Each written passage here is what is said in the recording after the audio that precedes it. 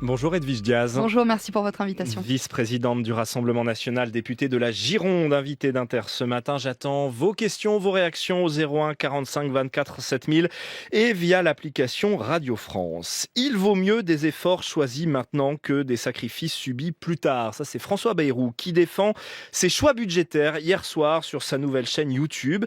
Il va tout au long de ce mois d'août parler directement aux Français de son plan de 44 milliards d'euros d'économie. Est-ce que vous saluez l'effort de pédagogie, de transparence, d'explication? Alors déjà, je commencerai par vous dire que la France a besoin d'un Premier ministre et pas d'un youtubeur. Moi, je me suis infligé le visionnage de sa vidéo hier et j'ai trouvé un François Bayrou qui essaye de se justifier. Qui prend le temps d'expliquer. Très maladroit déjà parce qu'en fait, il commence par une culpabilisation des Français. Il leur dit que les Français vont encore devoir faire des sacrifices. Moi, je l'invite à venir sur ma circonscription et il se rendra compte en Gironde que les Français font déjà des sacrifices. Ensuite, j'ai trouvé qu'il s'était embourbé dans une infantilisation des Français où il leur fait quand même la leçon sur ce que c'est le surendettement. Peut-être que lui, il ne le sait pas, mais je pense que les Français savent particulièrement ce que c'est que le surendettement. Et ensuite, j'ai trouvé aussi qu'il versait dans la dramatisation où il explique que ça va être pire demain et puis même il s'est transformé en Madame Irma puisqu'il dit que demain, quels que soient les gouvernements, ça sera les mêmes problèmes. La situation n'est pas grave. Vrai. Vous dites dramatisation. La situation sur le front de la dette n'est pas grave. Ah si, elle est dramatique. Mais ce que je veux dire, c'est qu'il existe des alternatives. Nous, avec Marine Le Pen et Jordan Bardella, nous proposons des alternatives. On va y revenir. Des pistes d'économie qu'il n'a pas mentionnées. On va y revenir. Juste, on va l'écouter parce qu'il dit ça aussi, le Premier ministre. Ça n'est pas une épreuve de force entre le pouvoir, les pouvoirs et les Français. Nous sommes là parce que c'est la situation à laquelle les Français doivent faire face et nous sommes là pour le faire avec eux.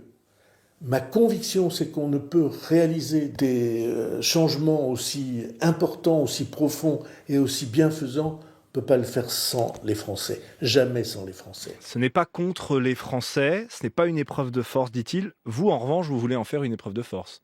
Non, de ce budget.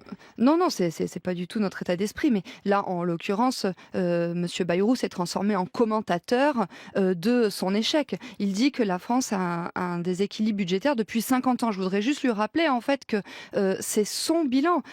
François Bayrou a soutenu Nicolas Sarkozy en 2007. Il a soutenu François Hollande en 2012 et il a soutenu Emmanuel Macron en 2017. Donc en fait, François Bayrou est comptable de cette situation.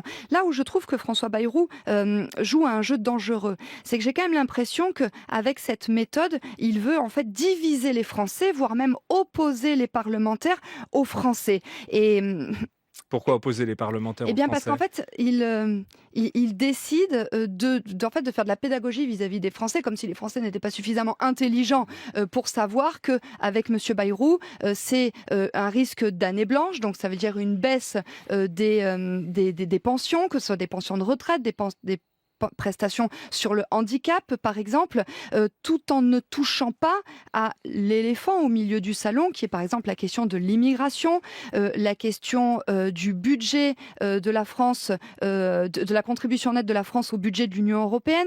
Rien contre la fraude, rien contre les énergies intermittentes. Enfin, je veux dire, voilà, Vous réclamez une baisse du budget de l'État, une baisse nette des dépenses de l'État. Si on regarde le détail des enveloppes qui a été dévoilé hier soir par nos confrères du Monde, en fait, ça baisse partout, sauf pour les dépenses de défense. Mais sinon, toutes les dépenses ministérielles vont baisser. Il y a des économies partout, aucun ministère n'y échappe, même sur l'aide au développement, puisque j'ai vu que c'était l'un de vos chevaux de bataille, la baisse de l'aide publique au développement. C'est l'une des enveloppes qui perdrait le plus. Donc là, il répond à certaines de vos exigences. Mais de manière tout à fait insuffisante. Vous savez, il y a quelques semaines, à l'Assemblée nationale, on a voté une loi dite de simplification économique. Bon, au final, elle ne va pas du tout avoir les effets escomptés, mais à ce moment-là, M. Bayrou aurait pu faire la démonstration de sa réelle volonté de diminuer les dépenses injustes de l'État. Vous voyez, on a proposé avec mes collègues une centaine d'amendements pour supprimer un certain nombre d'agences d'État.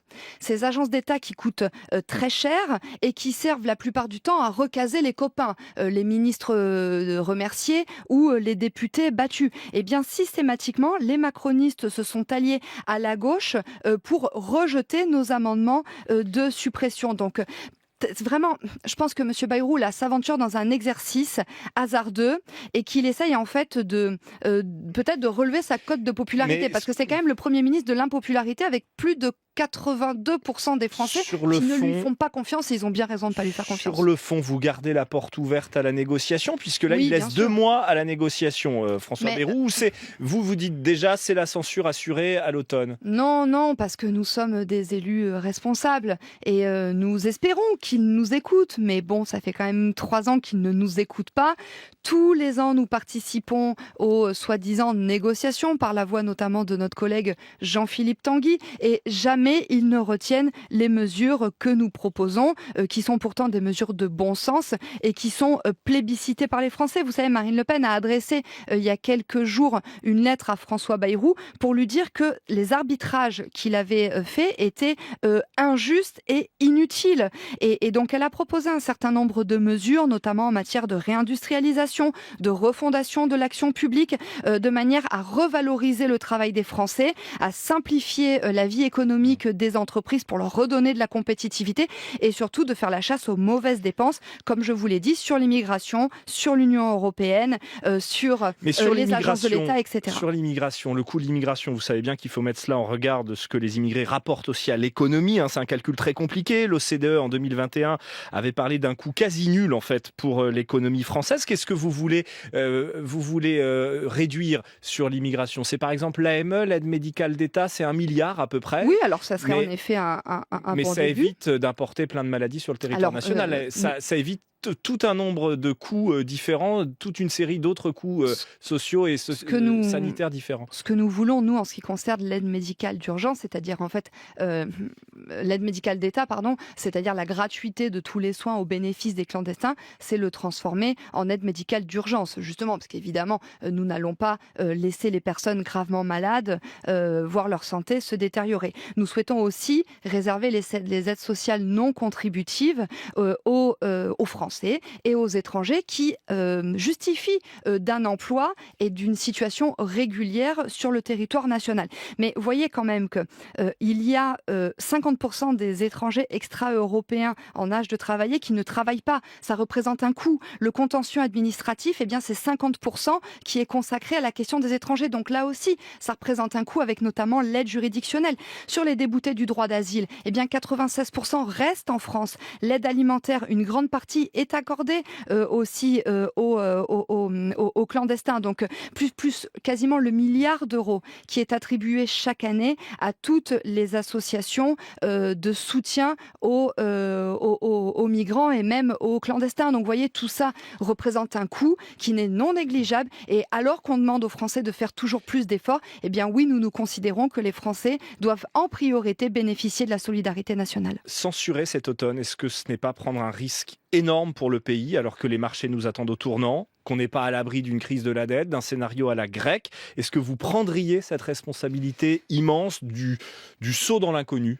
Alors, la responsabilité, elle repose sur les épaules du gouvernement, qui a le choix de faire le choix précisément responsable de nous écouter, parce que nous sommes le premier parti de France, je le rappelle, avec 11 millions d'électeurs. Nous sommes le premier groupe parlementaire. Et donc, dans une démocratie saine, il est normal que le gouvernement écoute le premier parti de France. Donc, l'instabilité, écoutez, moi, ce que je vois là, en fait, c'est un immobilisme qui est vecteur d'insécurité. Parce qu'en fait, le monde évolue. La France stagne. Donc en fait, l'instabilité, elle est générée par cette couardise, par cette lâcheté du gouvernement. Vous savez, il y a une entreprise qui met la clé sous la porte toutes les 8 minutes en France. Et c'est ça, moi, en fait, que j'appelle l'instabilité économique. Si censure il faudrait une dissolution? Oui, nous la souhaitons. Nous la souhaitons parce que c'est précisément le seul moyen de redonner un cap au pays, de redonner une vision d'espoir aux Français et surtout de mettre un terme à la politique néfaste qui est menée depuis des décennies. Donc cette rupture avec Marine Le Pen et Jordan Bardella, nous ambitionnons de l'incarner. Je le dis aux électeurs, nous serons présents à chaque élection solutions, une dissolution via les élections législatives dès cet automne, comme nous le souhaitons. Et sinon, les Français pourront s'exprimer et redonner davantage de force au Rassemblement national dès le mois de mars prochain avec les élections municipales. Ça promet une rentrée politique et sociale chaude. Est-ce que vous allez soutenir les mobilisations ? Il y a notamment cet appel qui circule sur les réseaux sociaux à bloquer le pays le 10 septembre, à partir du 10 septembre. Est-ce que c'est une initiative que le Rassemblement national soutient ? Bon, nous, par principe, on ne s'improvise pas instigateur de manifestations. Par contre, oui, moi je comprends la détresse de ces Français. Vous savez, moi, dans ma circonscription en Gironde, je reçois chaque semaine des personnes qui viennent me voir parce qu'elles n'arrivent plus à joindre les deux bouts, parce que la fin du mois est difficile, parce qu'elles cherchent un logement social. Et ce sont des personnes qui travaillent, vous voyez, ce ne sont pas des assistés, ce sont des gens courageux, des agriculteurs, des ouvriers, des artisans, des commerçants, et qui me disent: Edwige, on n'en peut plus parce que le coût de l'électricité est trop cher, parce que le gouvernement ne souhaite pas mettre en œuvre les bonnes mesures ainsi que Marine Le Pen les propose, parce que le gouvernement ne fait rien en fait pour relancer l'activité économique. Et donc forcément, moi je comprends ces Français qui, exaspérés, ne trouvent pas d'autre solution que de repartir dans la rue pour manifester leur désarroi, comme ça a été le cas au moment des Gilets jaunes. Bah écoutez, en tout cas, elle serait le fruit de l'incompétence de ce gouvernement et même, je vais vous dire, de sa cécité, de sa surdité et de son aveuglement. Tout ça dans un contexte économique mondial tendu. Les droits de douane de Trump sur les exportations entrent en vigueur demain. Ce sera donc finalement 15%. Vous avez parlé de reddition européenne, de fiasco politique. Vous auriez préféré quoi ? Un bras de fer avec peut-être des taxes à 20, 30, 50%? Ben en tout cas, ce que je constate, c'est que l'Union européenne est vraiment devenue un nain politique. Et oui, il s'agit là d'une humiliation de l'Union européenne, de Madame von der Leyen et de son petit télégraphiste qui s'appelle Emmanuel Macron. Je veux dire, là, l'accord qui est imposé par Donald Trump a quand même été qualifié de meilleur compromis possible par le ministre de l'économie. Enfin, je veux dire, c'est vraiment, oui, c'est une soumission absolue aux États-Unis. Et en fait, cet accord, c'est vraiment 100% gagnant pour les États-Unis. Mais il n'est pas le seul à dire ça. Ailleurs en Europe, il y a des dirigeants qui sont proches de votre famille politique, votre alliée italienne, Giorgia Meloni, qui elle est plutôt satisfaite. Elle dit une escalade aurait eu des conséquences potentiellement dévastatrices. Voilà ce qu'elle déclare, la première ministre italienne. Oui, mais Madame Meloni n'est pas dans le même contexte que nous en France. Moi, ce que je vois, c'est qu'avec cet accord donc, qui a fait clairement plier, où Donald Trump a fait plier l'Union européenne et la France, eh bien, c'est l'Allemagne qui va sortir gagnante, puisqu'en fait, les taxes sur les voitures allemandes vont baisser. Alors qu'en parallèle, l'Union européenne va être obligée d'acheter des produits énergétiques aux États-Unis. Les importations agricoles vont aussi augmenter au détriment de l'agriculture française. Et puis, l'Union européenne va devoir investir massivement aux États-Unis, alors que, au regard de la situation économique compliquée de l'Union européenne et particulièrement de la France, eh bien moi j'aurais préféré que cet argent européen, cet argent français reste en France. Donc qu'est-ce qu'il faut faire maintenant ? Il faut reprendre le contrôle et ça passe notamment par la censure de Madame von der Leyen. C'est ce que nous avons voté avec mes collègues du groupe au Parlement européen mené par Jordan Bardella. Je regrette malheureusement que la gauche ne se soit pas joint à nous pour faire tomber Madame von der Leyen. Mais concernant Donald Trump, vous êtes à l'aise au RN avec ce Trump que vous avez parfois, que vous érigez en modèle, mais qui nous voit comme des ennemis commerciaux, qui menacent notre économie? Non, alors juste pour remettre l'église au milieu du village, nous n'avons jamais cité Donald Trump comme modèle applicable à la France. Nous avons simplement constaté que Donald Trump, eh bien, en tant que président des États-Unis, défend les intérêts des États-Unis. C'est ce que, en effet, il serait souhaitable qu'Emmanuel Macron fasse, c'est-à-dire qu'il défende les intérêts de la France, à la fois face aux États-Unis, mais aussi face à Madame von der Leyen. Si l'on revient en France et à l'actualité très chaude, si je puis dire, le plus gros incendie de l'été est donc en cours dans l'Aude, 11 000 hectares brûlés, un mort, un disparu à ce stade. On a la sécheresse qui sévit dans une bonne partie du pays. Est-ce que c'est bien le moment, vu l'urgence climatique, de revenir sur des engagements environnementaux, d'imposer par exemple, comme vous le souhaitez, un moratoire sur les énergies renouvelables? C'est que les énergies renouvelables ne sont pas tellement renouvelables, elles sont surtout intermittentes, pas pilotable, elle n'assure pas notre indépendance énergétique et nous le disons, la seule énergie fiable, pilotable, peu carbonée et donc finalement renouvelable et verte, c'est le nucléaire. Et c'est pour cette raison que nous nous opposons à Emmanuel Macron qui, au regard de ces divers revirements, a affaibli la France d'un point de vue énergétique. Sur la question des incendies, je voudrais, si vous me permettez, adresser tout mon soutien aux pompiers qui réalisent un travail remarquable. Je voudrais aussi rappeler que la plupart des incendies ont une cause humaine, donc il y a un travail de sensibilisation à faire, mais il y a aussi un travail de répression à organiser, puisque malheureusement les pyromanes ne sont pas suffisamment sanctionnés. Et aussi, je tiens à le dire, parce que la Gironde, mon département, a été frappée par des incendies historiques il y a quelques années, et ce qui avait été mis en avant, c'était l'insuffisance de la flotte française, avec des investissements qui avaient été promis par Monsieur Darmanin à l'époque, qui n'ont malheureusement pas été concrétisés. C'est ce qui fait aussi que les pompiers ont de plus en plus de mal à lutter contre ces incendies dévastateurs. Ces événements extrêmes, ils se multiplient, ils sont de plus en plus extrêmes parce qu'il y a un contexte climatique aussi. Vous ne le niez pas. Ah ben absolument, je ne le nie pas.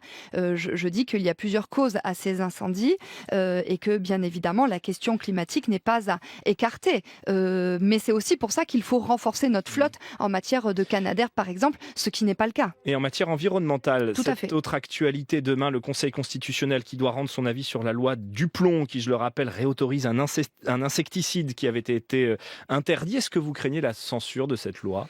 Oui, je la crains parce que c'est une loi qui n'est pas parfaite. Évidemment, ça n'est pas avec cette loi qu'on va pouvoir soutenir réellement l'agriculture, mais c'est toutefois une loi qui a été réclamée par une grande partie des agriculteurs qui sont en grande difficulté en raison de toutes les politiques qui ont été menées par les macronistes et par l'Union européenne.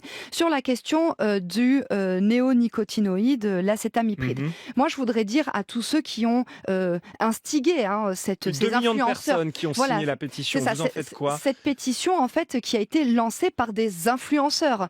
Moi, ce que je veux dire C'est-à-dire des influenceurs. à tout... Bah oui, les gens qui ont lancé cette pétition, ce sont des influenceurs, ce sont des gens qui, à mon avis, n'ont pas souvent rencontré des agriculteurs ou peut-être qui pensent comme Sandrine Rousseau qu'ils n'en ont rien à péter de la rentabilité des exploitations agricoles. Moi, je ne parle pas de rentabilité des exploitations agricoles, je parle de souveraineté alimentaire. Mais les gens qui la signent la pétition, ils la signent en toute honnêteté, en toute inquiétude. Mais ça, je le remets absolument pas en cause. C'est pour ça que moi, je demande plusieurs choses. La première chose, c'est que le gouvernement réalise une enquête fiable, française et sûre, sur la toxicité ou non de l'acétamipride. Et aussi, je voudrais juste poser une question et appeler ces personnes à la cohérence. Il y a relatif consensus scientifique sur la toxicité de l'acétamipride sur les abeilles. Ça n'est pas vrai.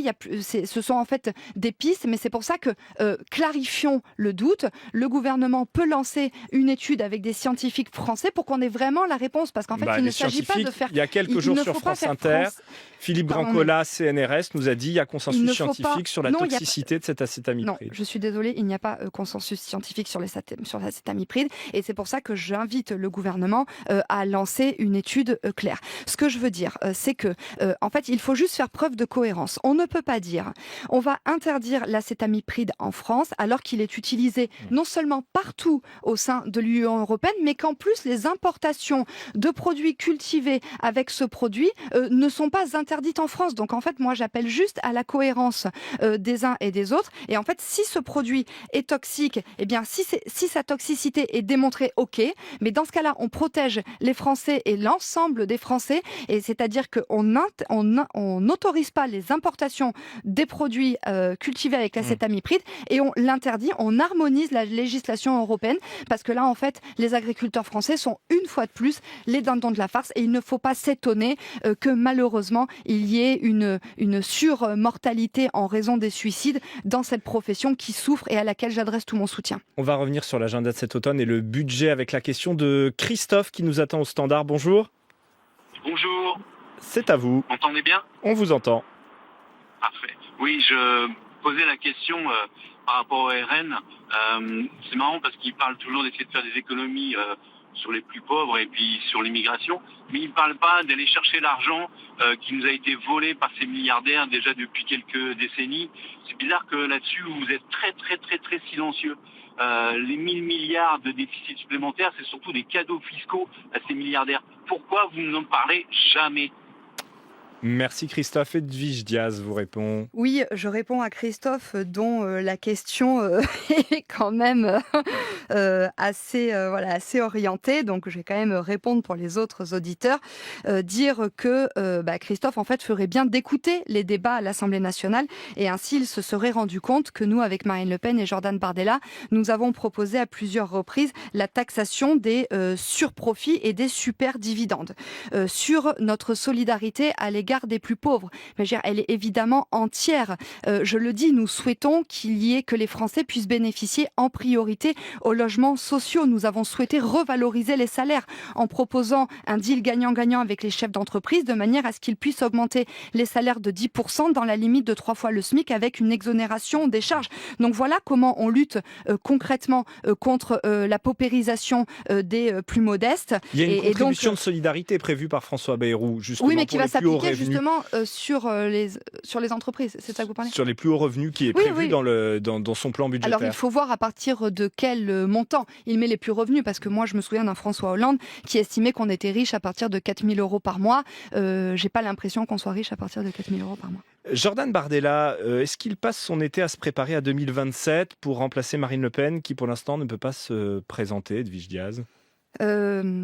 Alors déjà, je voudrais dire qu'il n'y a aucune concurrence entre Jordan Bardella et Marine Le Pen, que les deux travaillent avec une grande confiance, une grande complémentarité et même avec un lien d'affection. Ce que je peux vous dire, c'est que Jordan Bardella est un représentant politique hors pair, remarquable, et que cet été, il consacre une partie de son temps à l'écriture de son deuxième livre, qui fait suite à son premier ouvrage, qui a été un succès remarquable, qui s'est vendu à plusieurs centaines de milliers d'exemplaires. Mais si je vous pose la question... Et j'invite vos auditeurs à lire ce livre qui est vraiment emblématique de sa sincérité, de son courage politique, et qui fait la démonstration qu'il y a une nouvelle génération en France qui ne se résout pas à la fatalité. C'est qu'on connaîtra le 8 septembre les dates du procès en appel dans l'affaire des assistants parlementaires. Est-ce que la version que vous tenez officiellement, Marine Le Pen, candidate quoi qu'il arrive, cette version, elle peut tenir jusqu'à quand ? Elle ira vraiment au bout du tout dernier recours, quitte à prendre un gros risque, plus on s'approchera de l'échéance de 2027 ? Déjà, ce que je veux vous dire, c'est que l'écurie Rassemblement National prépare son candidat, que l'ensemble des cadres du parti souhaitent que Marine Le Pen soit candidate à l'élection présidentielle. Et donc oui, Marine Le Pen, elle l'a dit très courageusement, elle utilisera tous les recours, parce que nous sommes dans un état de droit, qui lui permettront de faire reconnaître son innocence. Et donc oui, Marine Le Pen candidate à toutes les élections, même s'il y a une dissolution de l'Assemblée nationale, tout simplement pour qu'elle puisse mettre en œuvre son référé devant la Cour européenne des droits de l'homme qui lui a été refusé il y a quelques semaines, précisément pour ce motif. Et donc si elle est empêchée de se présenter pour l'instant, je vous le rappelle, c'est en raison donc de sa condamnation dans l'affaire des assistants parlementaires, mais votre parti n'en a pas fini avec la justice puisqu'il est aussi sous le coup de plusieurs enquêtes à Paris et à Marseille pour financement illégal des campagnes présidentielles et législatives de 2022, des européennes de 2024, des municipales de 2020. Là, la justice soupçonne un recours abusif à des prêts de particuliers pour financer les campagnes. En fait, toutes vos campagnes récentes sont suspectes. Ce qui est suspect, c'est plutôt l'acharnement judiciaire dont nous sommes victimes. D'ailleurs, je pense que ça ne dupe personne. Évidemment que le système est en train de s'élever contre le premier parti de France. Pourquoi ? Parce que nous sommes plus que jamais aux portes du pouvoir. Moi, je voudrais adresser ma reconnaissance à l'égard de ces millions de Français qui nous font confiance et à l'égard de ces milliers de nouveaux adhérents que nous avons accueillis ces dernières semaines. Donc voilà, tous ces Français qui nous font confiance, et je voudrais relayer en fait les propos de Marine Le Pen à l'occasion de son meeting le 1er mai à Narbonne, où elle a indiqué qu'ils ont essayé d'empêcher Jordan Bardella d'arriver à Matignon. Ils essayent de nous empêcher de concourir. C'est les juges, système, voilà, le pouvoir judiciaire. Quand on aspire à gouverner, est-ce que c'est bien raisonnable de s'attaquer justement au pouvoir judiciaire, à un pilier de la République ? Juste, je finis mon propos. Voilà. L'année dernière, le système a essayé de nous empêcher d'arriver à Matignon. Là, ils sont en train d'essayer de nous empêcher de concourir, voire de remporter la prochaine élection présidentielle. Au mois de mars prochain, il y aura les élections municipales, et là, personne ne pourra nous empêcher de remporter ces nombreuses municipalités. Donc, je voudrais dire aux Français patriotes, engagez-vous, c'est le moment, nous avons besoin de vous. Et sur ce que vous nous semblez nous reprocher, nous n'attaquons n'attaquons pas l'institution judiciaire. Évidemment, nous sommes très respectueux de l'état de droit. Il y a l'immense majorité des juges, des magistrats qui font un travail en toute impartialité, mais oui, il faut le dire, il y a une partie minoritaire de la justice qui fait de la politique, et ce sont ceux-là que nous combattons. Pourquoi ? Parce qu'en fait, ils nous combattent. Voilà, si vous voulez, ils nous mettent une gifle, on ne va pas tendre l'autre joue. Merci Edwige Diaz, Merci vice-présidente du Rassemblement national, députée de Gironde, invitée de France Inter ce matin. Bonne journée.